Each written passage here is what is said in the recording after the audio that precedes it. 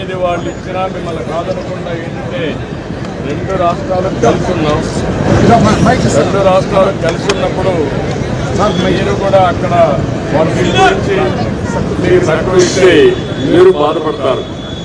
అందుకని నేను 43% బీఆర్సీ కూడా కాకుండా అన్ని విషయాల్లో మీకు అంగన్వాడీ కానీ లేకపోతే ప్రభుత్వాన్ని ఇంటికి పంపిద్దాం. మీ డిమాండ్స్ అన్ని కూడా సానుకూలంగా పరిశీలించి న్యాయం చేసే బాధ్యత నేను తీసుకుంటానని మరొకసారి మీ అందరికీ హామీ ఇస్తూ మీరు చేసే ఆందోళన పట్ల నా ప్రగాఢ సంపూర్ణమైనటువంటి సహకారాన్ని అందిస్తానని చెప్పి మరొకసారి మీ అందరికీ హామీ ఇస్తున్నా. ఆడబిడ్డలందరూ రోడ్డెక్కారు, కానీ ముఖ్యమంత్రికి మాత్రం కనికలు రావట్లేదు. వరదాలు కట్టుకొని తిరిగే పరిస్థితిలో ఉన్నాడు. నిన్న మొన్న మీరు చూస్తున్న మీ ఆవేదన, ఒకరైతే చనిపోయారు, ఒక అంగన్వాడీ ఒకరు చనిపోయారు. ఇప్పుడు కూడా చూస్తామంటే ఒక దగ్గర సమస్యలు పడిపోయాయి, హాస్పిటల్ అడ్మిట్ అయ్యారు. ఇలాంటి చాలా జరుగుతున్నాయి. చాలా బాధ, ఆవేదన. దీన్ని ప్రభుత్వం యొక్క తీరుని గట్టిగా ఖండిస్తున్నా, మనస్ఫూర్తిగా దీన్ని సహకరిస్తున్నా. మీకు న్యాయం చేసే బాధ్యత నేను తీసుకుంటానని మరొకసారి అందరికీ హామీస్తూ, మీ కోరికలన్నీ నా మనసులో ఉన్నాయి, నా దగ్గర ఉన్నాయి. తప్పకుండా మన ప్రభుత్వ ఎలక్షన్ మేనిఫెస్టో కూడా పెడతాం, పెట్టి మీకు న్యాయం చేస్తానని చెప్పి మీ అందరికీ హామీ ఇస్తున్నాను.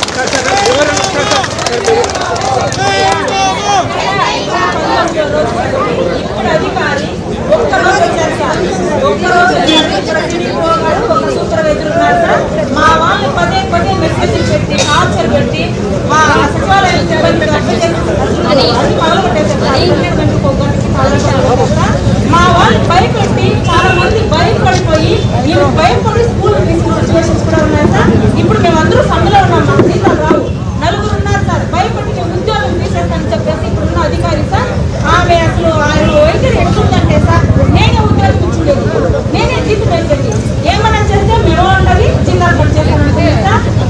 ప్రతి దానికి సార్ ఇద్దరు నర్మేట్ కూడా చేశారు సార్. ఆ విషయం మీ దృష్టి కూడా వచ్చింది. ప్రతి దానికి జరుగుతుంది సార్ ఇక్కడ అధికారి. మేము ఇప్పుడు 20 రోజులు, ఇది 19వ రోజు సార్. 19 రోజులుగా కూర్చోండి, ఒక్కరోజు చేస్తారు మా అధికారి. ఏమన్నా మేము మాట్లాడితే బెదిరిస్తారు, చేస్తాను, నేనే ఉద్యోగం ఇచ్చింది మీకు అని అందరినీ భయభ్రాంతులు గురి చేస్తున్నారు సార్. ఒక సూపర్వైజర్, ఇప్పుడున్న టీడీపీ గారు సూపర్వైజర్ దిల్షాద్ అనేసి కొత్తగా వచ్చారు సార్. మా వాళ్ళకి ఆమె నుండి సార్ ఒక ఆమె పెట్టిన టార్చర్ కి నైట్ లో ఎక్కాల్సింది సార్. ఇలాంటి సిచ్యువేషన్స్, బీపీ వచ్చి పడిపోవడాలు, చాలా సిచ్యువేషన్స్ ఆమె వల్ల చాలా ఇబ్బంది పడుతున్నారు సార్. ఇది చాలా సార్లు అధికారుల దృష్టికి తీసుకెళ్ళినా మాకు ఎలాంటి న్యాయం జరగలేదు. దయచేసి మీరైనా పరిశీలించి, ఇక్కడ లోకల్ గా చాలా సమస్యలు ఉన్నాయి, మా సమస్యలన్నీ పరిష్కారం చేస్తారని ఆశిస్తూ మీకు ఎన్నిక పత్రం ఇచ్చాం సార్. చాలా ఉన్నాయి, చాలా చోట్ల సార్.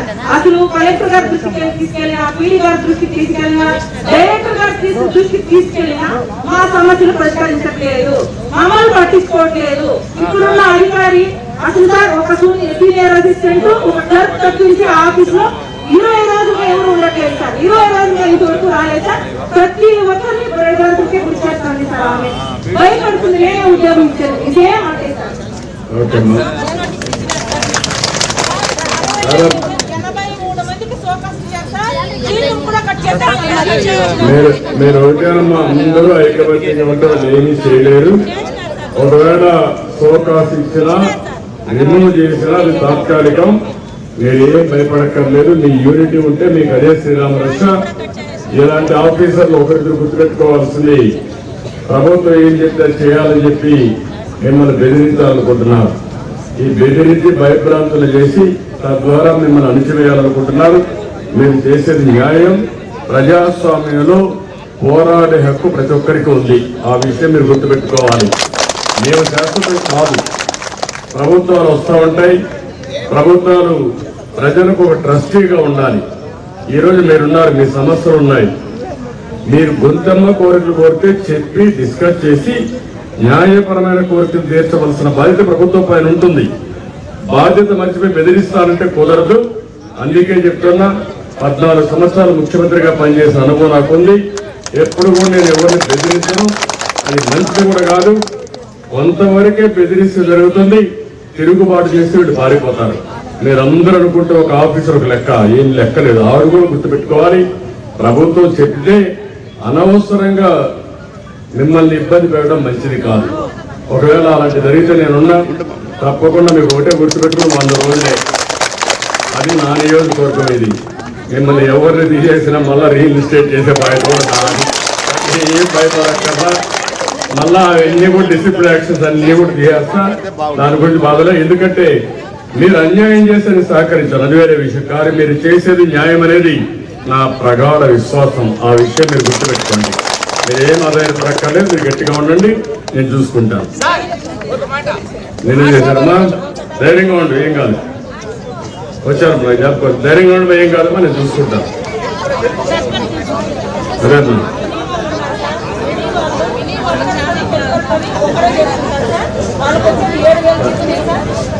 నేను అన్ని న్యాయంగా మీకు ఏం చేయాలో మీతో మాట్లాడి నేను అన్ని పరిష్కారం చేస్తాను.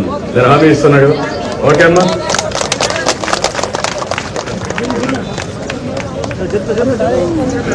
పోనా